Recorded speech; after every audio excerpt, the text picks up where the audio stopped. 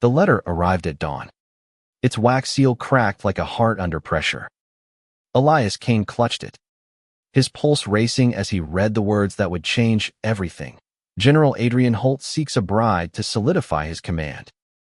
In the quiet of his family's Brooklyn tenement, Elias, a tailor's apprentice with dreams too big for his small world, made a choice that would either save or destroy him. He would disguise himself as a woman to marry the general. The idea was madness, born from a love he'd never spoken aloud. Elias had seen Adrian Holt once, 3 years ago, at a military parade in Manhattan. The general, then a captain, had ridden past, his steely gray eyes cutting through the crowd like a blade.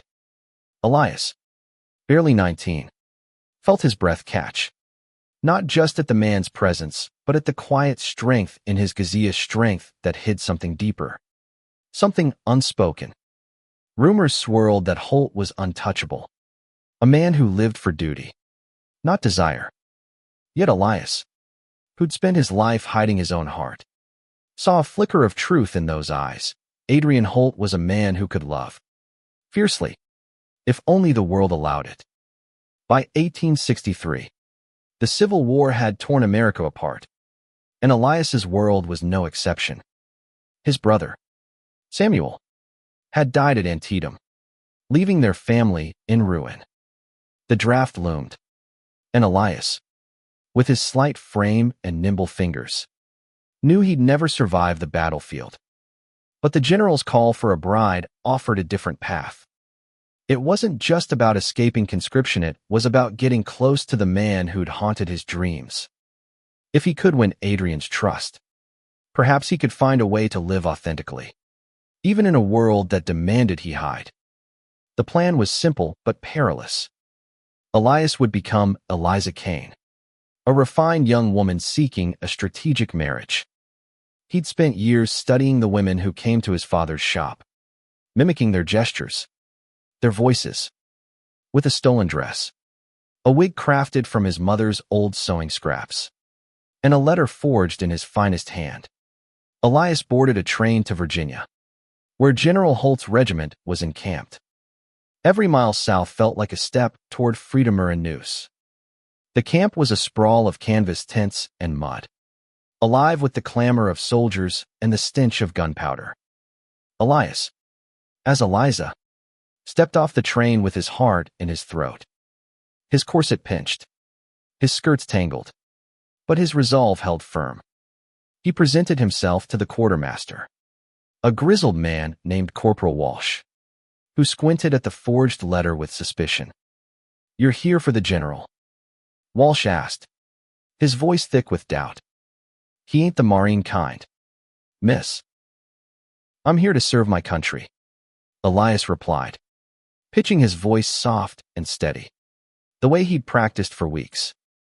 "A general needs a wife to strengthen his command." Walsh grunted, but led him to a tent at the camp's heart. Inside, Adrian Holt stood over a map, his broad shoulders tense, his dark hair streaked with early gray. He was taller than Elias remembered, more imposing, yet his eyes held the same quiet storm. When they met Elias's gaze, he froze, as if seeing something he couldn't name. "Miss Eliza Kane," Walsh announced, and Elias curtsied, praying his trembling hands didn't betray him. "General Holt," Elias said, his voice a careful lilt. "I've come in answer to your call." Adrian's brow furrowed, his gaze lingering too long. "You're unexpected," he said, his tone unreadable. "Why would a woman travel alone to a war camp?" "For love of country," Elias lied, his heart pounding. "And for a man who leads it."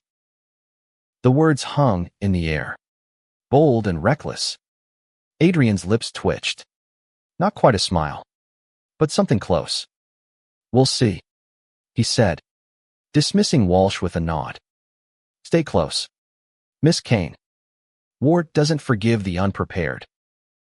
That night, Elias lay in a borrowed cot, staring at the tense canvas ceiling. He'd done it, crossed the first hurdle, but the real test was coming. Adrian Holt was no fool. And Elias's disguise, no matter how careful, wouldn't hold forever. Yet as he drifted to sleep, he clung to the memory of that almost smile, a spark of hope in a world of ash. The next morning, the camp buzzed with preparations for a coming battle. Elias, as Eliza, was tasked with tending to the officers' needs-mending uniforms, serving meals, playing the part of a dutiful bride-to-be. He moved with grace, his years as a tailor giving him an edge. But every brush of his hand against Adrian's sleeve, every stolen glance, felt like a confession he wasn't ready to make. Adrian, too, seemed caught in a strange dance. He'd linger near Elias, asking questions about Eliza's past, questions Elias deflected with half-truths. Once, as they stood over a campfire, Adrian's hand grazed his, and Elias nearly forgot to breathe. "You're not like other women," Adrian said, his voice low, almost accusing. Elias's stomach twisted. "Is that a fault, General?" "No," Adrian replied, his eyes searching. "It's intriguing." The word sent a shiver through Elias. Intriguing. Dangerous. He was playing with fire, and the flames were closing in. By the third day, whispers spread through the camp. Some soldiers admired Eliza's poise. Others doubted her story. A lieutenant named Carver, sharp-eyed and cruel, watched Elias too closely, his smirk promising trouble. "She's too pretty for a war camp," Carver muttered to his men. "Something's off." Elias overheard and felt the weight of his secret grow heavier. He needed to act fast when Adrian's trust before Carver's suspicions unraveled everything. That night, during a rare moment alone in Adrian's tent, Elias took a risk. "General," he said, his voice trembling but firm, "do you believe in love that defies the world?" Adrian looked up from his maps, startled. "Love is a luxury," he said, but his tone wavered. "War leaves no room for it." "Then why seek a bride?" Elias pressed, stepping closer. Adrian's jaw tightened. "Duty. A general's wife strengthens alliances. Morale. It's not about love." Elias's heart sank, but he saw the flicker in Adrian's eyes, the same one from 3 years ago. What if it could be? He whispered. For a moment, silence stretched between them, heavy with possibility. Then a shout from outside shattered it. Enemy scouts had been spotted. Adrian grabbed his sword, his face hardening. "Stay here," he ordered, and was gone. Elias stood alone, his pulse racing. He'd come too far to turn back. But as the camp erupted into chaos, he knew the truth was slipping from his grasp, and with it, his chance at love. The camp descended into controlled madness as the threat of battle loomed. Elias, still cloaked in Eliza's identity, moved through the chaos, carrying water to weary soldiers and mending torn uniforms. Every stitch was a prayer, every step a gamble. The weight of his disguise pressed harder with each suspicious glance from Lieutenant Carver, whose eyes followed him like a hawk tracking prey. Elias knew he was running out of time. Adrian, meanwhile, was a force of nature. He barked orders, rallied his men, and mapped strategies with a precision that awed Elias. Yet in stolen moments when Adrian paused to thank Eliza for a mended jacket or a cup of coffee, Elias saw the man beneath the general. A man who carried the war's weight but yearned for something softer, something real. Those moments fueled Elias's resolve, even as fear gnawed at him. One evening, as the camp settled into an uneasy quiet, Adrian called Elias to his tent. The air was thick with the scent of leather and ink. "Eliza," Adrian began, his voice softer than usual. "You've been a comfort here, but I need to know who you truly are." Elias's heart stopped. He'd prepared for this. Rehearsed lies about a fictional past. But Adrian's gaze pinned him like a butterfly to a board. "I'm just a woman who believes in you," he said, his voice barely steady. Adrian stepped closer, his eyes narrowing. "You're more than that. I've seen how you move, how you think. You're not just a seamstress." Panic surged, but Elias held his ground. "What do you want me to be? General?" Adrian's hand reached out, hesitating before brushing a strand of the wig from Elias's face. "Someone I can trust," he said, his voice raw. "Someone who sees me, not the uniform." The words cracked something open in Elias. He wanted to confess, to shed the disguise and bare his soul. But fear held him back. Instead, he leaned into Adrian's touch, just for a moment, and whispered, "I do see you." The moment shattered when Carver burst in, his face twisted with triumph. "General, we need to talk about her," he sneered, pointing at Elias. "This Eliza isn't what she seems. I've been watching. No woman moves like that, knows the things she does."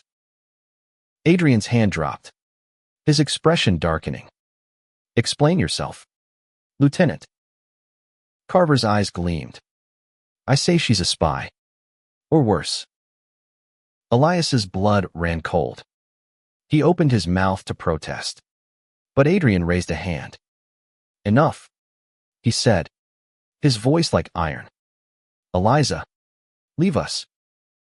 Elias stumbled out, his mind racing. Carver's accusation was a spark in a powder keg. If Adrian believed him, Elias's dream and his life would end. He hid in the shadows near the tent, straining to hear the heated argument inside. Carver's voice was sharp, insistent. Adrian's was measured but tense. When Adrian finally emerged, his face was unreadable, and Elias's heart sank. The next day, the camp prepared for a skirmish with Confederate scouts.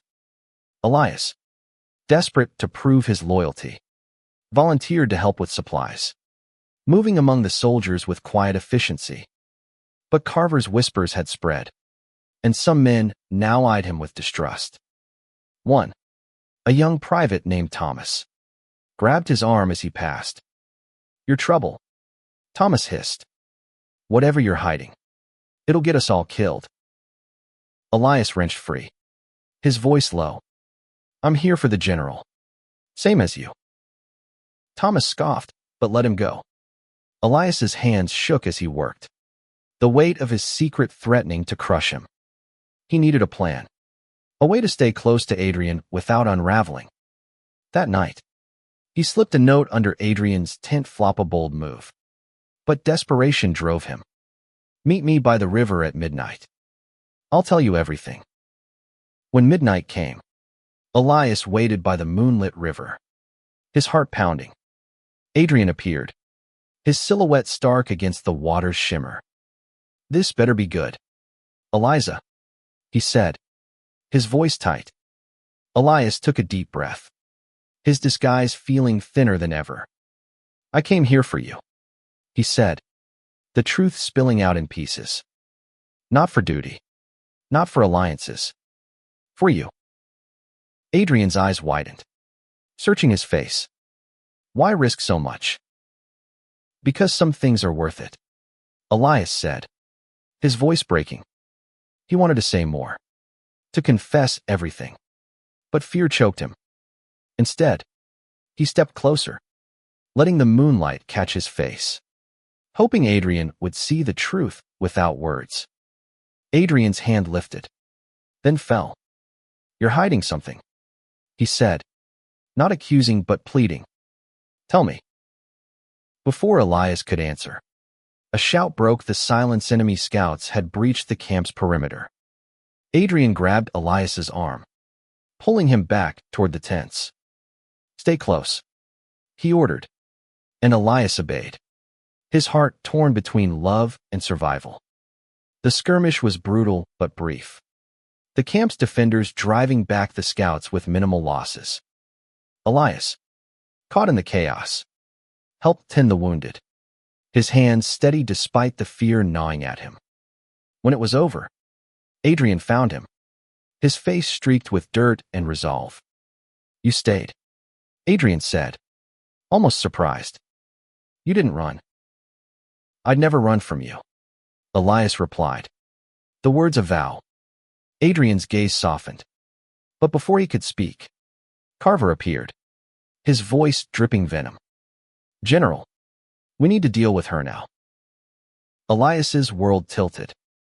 The truth was a breath away, but so was disaster. Dawn broke over the camp, painting the sky in shades of blood and gold.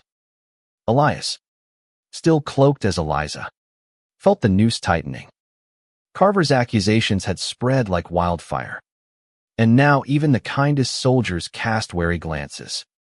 Elias worked tirelessly, mending uniforms and tending wounds. But every move felt like a performance on a breaking stage. Adrian, caught between duty and doubt, watched him with an intensity that both thrilled and terrified him. That morning, Adrian summoned Elias to a private meeting in the command tent. The air was heavy, the maps on the table forgotten. "Eliza," Adrian began, his voice low. "Carver claims you're a danger to this camp. I need the truth now." Elias's heart pounded, but he held Adrian's gaze. "I'm no spy," he said, his voice steady despite the lie. "I came for you, General. That's all you need to know." Adrian's jaw tightened. "That's not enough. I can't protect you if I don't know who you are." The words stung, but Elias saw the conflict in Adrian's eyes, duty warring with something deeper. He took a step closer. "Reckless? Then don't protect me," he said. "Trust me." For a moment, Adrian seemed to waver, his hand twitching as if to reach out. But then Carver stormed in, flanked by 2 soldiers. "Enough of this," Carver snapped. "General, I've got proof. Her papers are forged. Check them myself. She's no woman." Elias froze, his blood turning to ice. Adrian's face went blank, unreadable. "Is this true?" he asked, his voice dangerously quiet. Elias opened his mouth, but no words came. The soldiers grabbed his arms, and Carver ripped the wig from his head, exposing his short, tousled hair. Gasps filled the tent. Elias's world collapsed as Carver sneered. "Told you. A liar. A freak." "Enough," Adrian roared, silencing the room. He stepped forward, his eyes locked on Elias, not with anger, but with something fiercer: betrayal, curiosity, and something unnamed. "Everyone out. Now."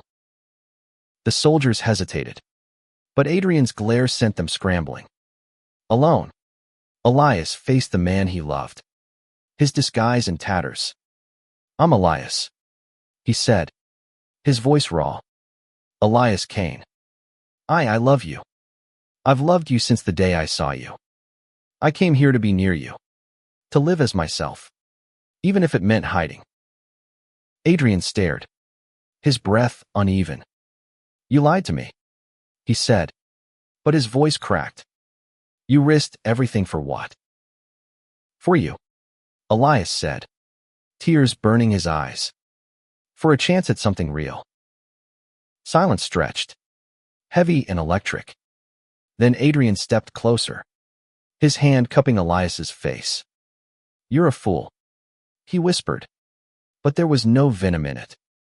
"And so am I." Before Elias could process the words, Adrian kissed him fierce, desperate, a collision of need and truth. The world fell away, leaving only the heat of their connection, the war outside forgotten. When they parted, Adrian's eyes were alight with something new. "No more lies," he said. "Not between us." But the moment was fleeting. Carver's voice bellowed outside. rallying soldiers. The general's been deceived. We can't trust him with a liar in his bed. Adrian's face hardened. Stay here, he ordered, grabbing his sword. This ends now. Elias watched him go, his heart a battlefield of hope and fear. He knew the camp would never accept him. Not as Elias. Not as a man who loved a man. But Adrian's kiss lingered. A promise that kept him standing. Hours later, Adrian returned. His uniform stained with dirt and blood. Carver's been disciplined, he said, his voice weary. But the men are divided. They don't trust you or me. Now.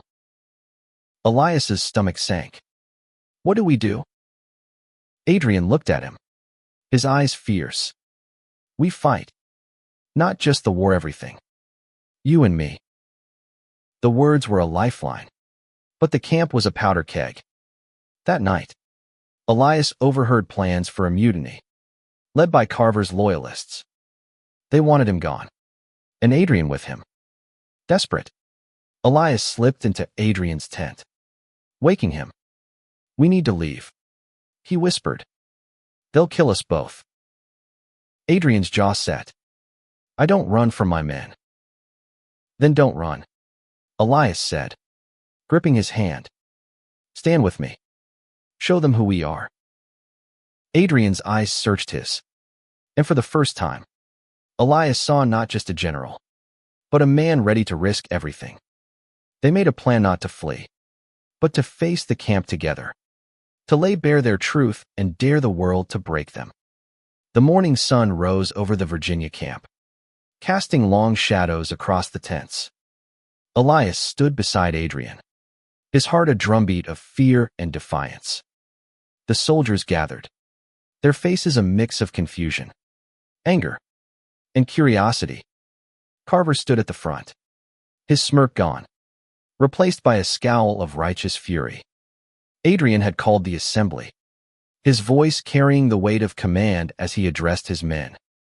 Today, you'll hear the truth, Adrian began, his gaze steady. Not from rumors, not from fear from me. Elias felt every eye on him, his true self exposed. He wore no disguise now, just a simple soldier's uniform, his hair short, his stance unyielding. Adrian's hand brushed his. A quiet promise. Before he continued, this man Elias came to us under false pretenses. Not to betray, but to survive. To love. Gasps rippled through the crowd. But Adrian pressed on. I've led you through battles. Through death. Because I believe in you. Now I ask you to believe in me. In us. Carver stepped forward, his voice venomous. You'd throw away our trust for him. A liar who mocks us all. No, Adrian said, his voice like steel. I'm asking you to see courage.